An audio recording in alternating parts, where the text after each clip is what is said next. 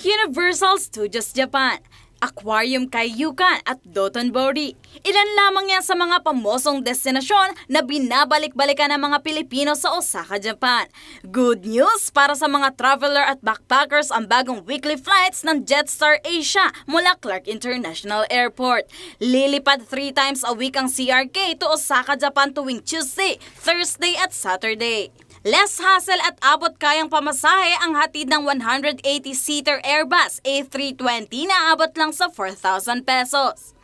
Hindi lamang umano ang mga overseas Filipino workers o OFW o mga travelers ang target ng airline, kundi ang magandang business environment sa Clark na mula sa Luzon ayon kay Barathan Pasuptahi, Chief Executive Officer ng Jetstar. One thing that low-cost airlines and low-fares airlines have done is that they make travel affordable and accessible to a cross-segment of market. We are not specifically targeting the OFW because Clark, like Manila, is a very mature market. You have a business market that you want to target.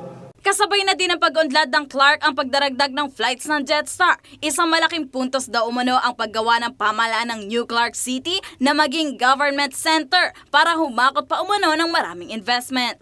Dahil dito nais ng Jetstar na maging aviation partner sa pagpapaunlad ang Clark International Airport dahil ngayon pa lang itinuturing na itong susunod na premier gateway to Asia. Kauna-unahan at nag-iisang airline ang Jetstar na may direktang flight mula Clark hanggang Osaka. Pero bukod pa dito, isang karangalan daw na paglingkuran ng mga Pilipino sa kanilang masaya at ligtas na biyahe.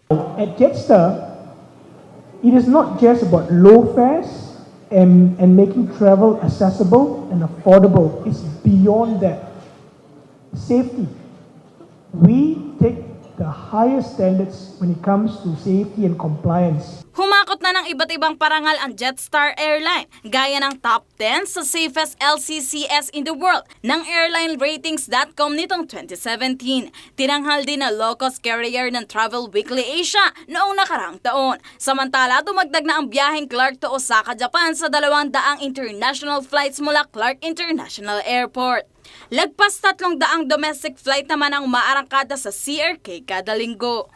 Kasama sa pagbabalita si Angelica Simpao, Karen Joyce Villanta, Metro Central Luzon News.